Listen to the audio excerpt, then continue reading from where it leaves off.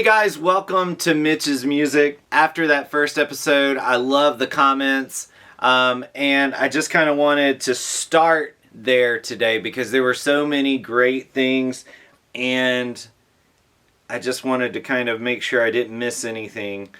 First of all of the support from Michael, and then the great conversation from Richard and Susan. And I'm going to respond to your posts really soon if I haven't already done it by this point.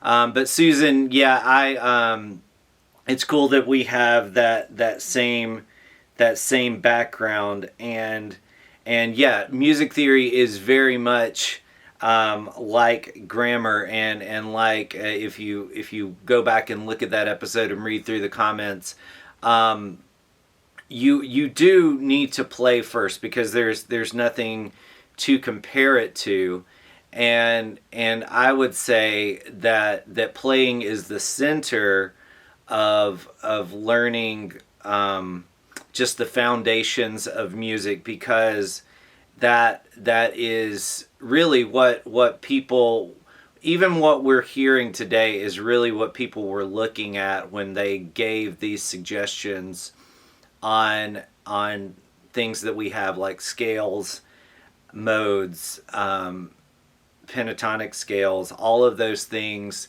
that we have today that we look at and we create lessons around. They didn't have a name at one time, and really the names are just a way to give us a way to talk about them. It's putting words to the actual sound that we're hearing. And so yeah, definitely some good comments. Also, Richard talking about people not wanting to put in the time. I look back on the things I've been through in the past. Every single thing, let me put it this way, every single thing that I have learned affects where I am now, for sure. And so if I hadn't made some of the mistakes, I wouldn't be where I am now. And you're going to make mistakes along the way. I think that what I am hoping to do in the way I teach and the way moving forward is to try to help people. I felt like personally I got bogged down a little bit in feeling that there was a right way not only to learn guitar but to learn theory, to write songs. And the truth of the matter is there are things that you can learn that would help you, but there's no right way.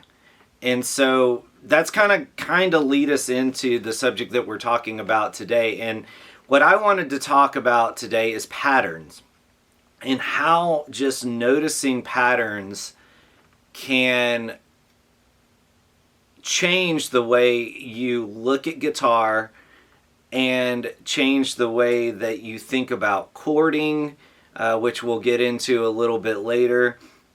Change the way you think about songwriting, change the way you think about practicing, because really all music is just a repeated pattern over and over and over again. And honestly, that's some way, like in a way, I think that it's kind of funny.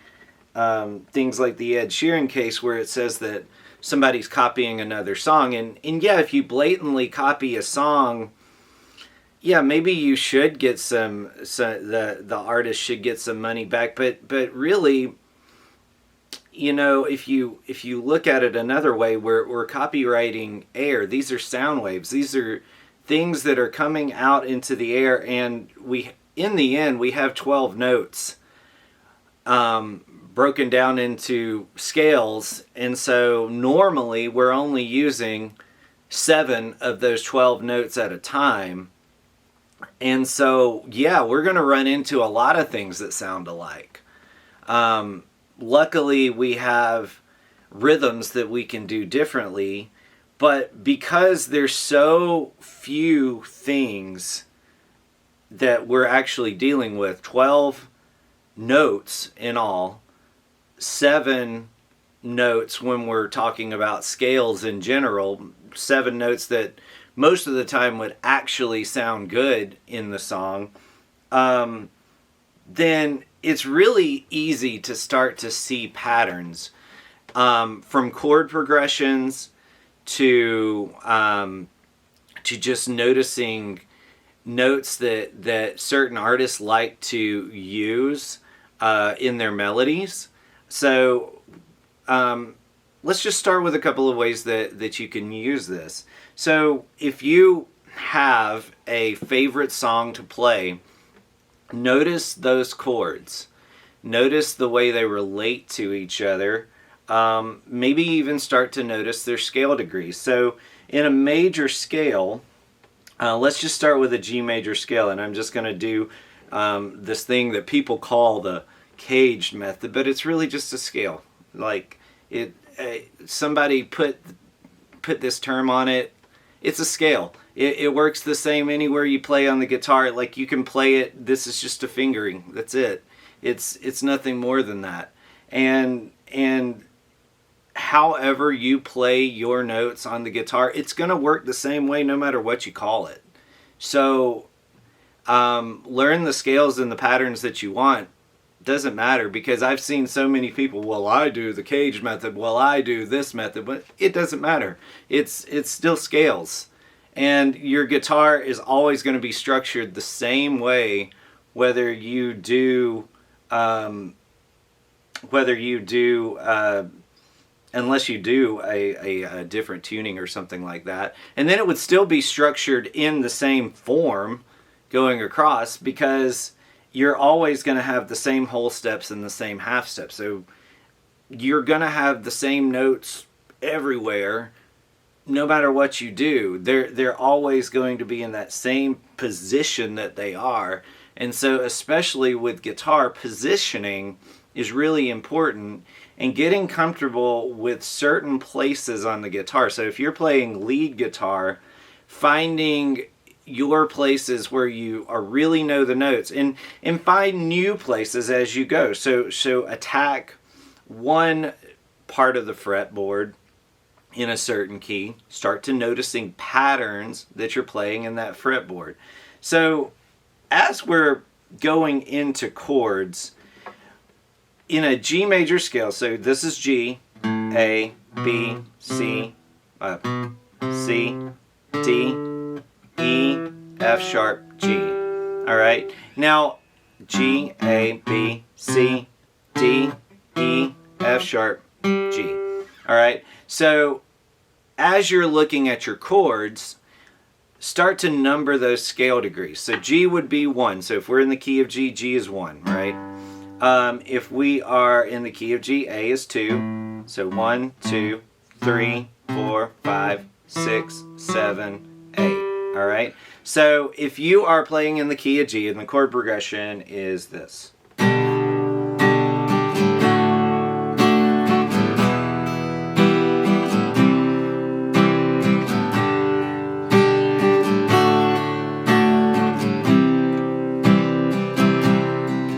So I'm going 1, 5, 6, 4. 1, 5, 4. And as you start to look at that, I promise you what you'll notice is, from song to song, from artist to artist, you'll start to notice chord progressions that are similar, that your ears like. And so that, to me, is the beginning of starting your music theory journey, is to notice the structures that you like to hear, that you like to learn. And if you're going through my songs and my tabs with the melodies and things like that, if you're wanting to learn lead, start to look at the places that you are on the fretboard, and the chords that are playing. don't necessarily look at the notes, because you can look at the notes for sure, but when you're playing guitar, and especially to begin with, you don't necessarily need to know the notes. You just need to be comfortable with the position. There's a lot of things going on with guitar at once. And one of the things that came up in the comments from yesterday too was people like Jeff Beck and Jimi Hendrix and Eric Clapton practicing a technique over and over and over again. And yeah, that's what we are doing. But in the end, what is better, what I've found is better than practicing a technique until we are just tired of it, are frustrated with the guitar. What's better is to have small touches of a technique that you would like to play. So that's a lot of songs. That's having a rotation of 5 songs. That's finding those 5 songs that have a similar technique and putting them in your practice rotation. If you're playing the same song over and over and over again, you're going to end up just running yourself into a wall, get tired of it. And so what I would suggest, instead of really hammering on a technique, have several songs with a similar technique. So if there's a chord progression that you have a hard time with, have a couple of songs with that chord progression in it, so that you can practice that change over and over and over again, but with a different song, because it helps us to move away to different things. Some of my biggest breakthroughs in guitar have come when I just put it down, even took a few days off. When you're working out, they always say that when you're lifting weights, you should do as many reps as you can to the point of failure, right? Well, when we're practicing a technique on guitar and we continue to practice it over and over and over and over and over and over again, most of the time, many of us are way past the point of failure. And so we get to a point where we're not helping ourselves anymore. We're actually frustrating ourselves, and we're making it worse. So got a little off subject there, but back to patterns. So as you're looking at the pattern, start to just notice the chord progressions that you like, where your fingers are on the fretboard. Start noticing those numbers, like I said. So once again, if it's in the key of A, let's just move up to A. So you've got A is 1, B is 2, C sharp is 3, D is 4, E is 5, then F sharp is 6, G sharp is 7, and then 8. So starts over at A. So just start to notice those patterns. And over the next couple of weeks, we're going to talk about some different chords too. My thing is small touches over a long period of time. And here's why. I grew up around people, and I still kind of have a hard time with this. When people say you're really gifted, you're really talented at this or whatever, I feel that I've just had practice all my life. From 3 years old, I was listening to music. Earlier than that, I was listening to music. And I just kept listening to music until a guitar got in my hand. I was singing along with the music, not only listening, but interacting with music. And that's the biggest thing, is interacting. Whether it's beating on the steering wheel, playing the guitar, singing, all of that stuff helps you. So that when you get back to the guitar, it's going to be in there, and it's also going to be fun and not frustrating. Small touches over a long period of time are going to do wonders for your playing, more than you could ever imagine. When I started playing the guitar in 6th grade, I had already had all of those years of touches without even playing guitar. My pitch was better because I sang along with it. I tried to match the pitch all the time. So when I went to start to learn how to play guitar by ear, I already had a leg up. At this point, doing things like music, like reading music or learning things by ear, I've done it for so long and I've gotten so used to noticing the patterns that it's almost like I've just been doing it so long that it is memorized. There's a part of it that doesn't even feel like it's learning by ear anymore. And you may feel like you're behind and you're never going to get there, but you will. Because if you love music, if you love listening to music, the only thing that changes from just listening to music and playing music or interacting in a different way to music is just doing one more thing. If you're already singing along, look up the song and start noticing the chord progressions.